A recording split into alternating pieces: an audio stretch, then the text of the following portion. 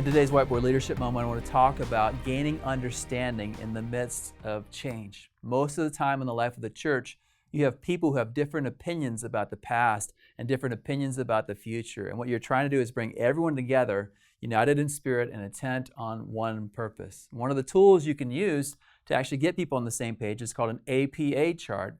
APA stands for Achieve, Protect, Avoid. It involves three conversations. The first conversation is, what are the things that we want to achieve in the coming years?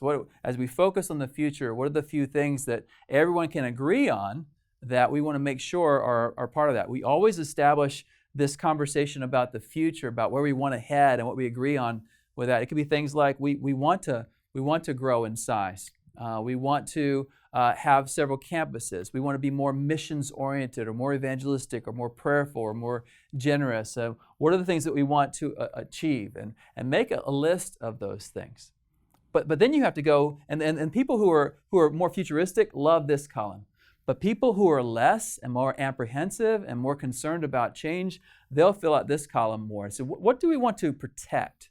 What is it about our past? What is it about our present that we just don't want to lose? You may things like a sense of family, a feel of connection, being centered on the gospel, our worship style. All those things may be things here we want to protect, things that we already have, things that we're protecting from the past that we want to make sure that we keep. And then finally, what do we want to avoid? What do we want to avoid? And the things in the avoid column could be anything from maybe things that people want to achieve over here. Now they may speak up. These people may speak up over here and say, well, we want to avoid this. We want to avoid the loud music, or we want to avoid division. We want to avoid splitting. We want to avoid all these other things. We want to avoid the tensions we see in other churches. We want to avoid financial ruin, and make these lists.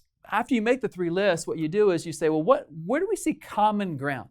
Where do we see connection? And maybe there's something here in the achieve about the future that there's something contrary over here on the avoid or protect, but they're connected to each other. These are conversation pieces. These are things that are going to connect to each other because this is a conversation that needs to be had, needs to be reconciled. That some people want to achieve something that other people want to avoid, and this is a tension point for us as a church and as an organization. Whereas others will be very thematic where we want to achieve this. In order to achieve this, we have to protect this and we have to avoid that. But you look for the common ground and have the conversations. And then you look back as a leader and you say, so what are the issues that we need to address? I mean, can we progress without addressing these things?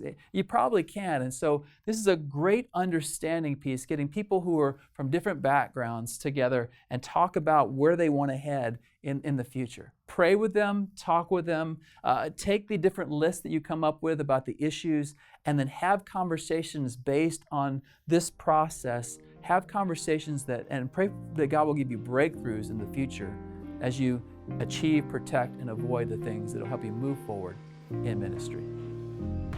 This has been a Converge Whiteboard Leadership Moment. To learn more about Converge or to join us, check out converge.org.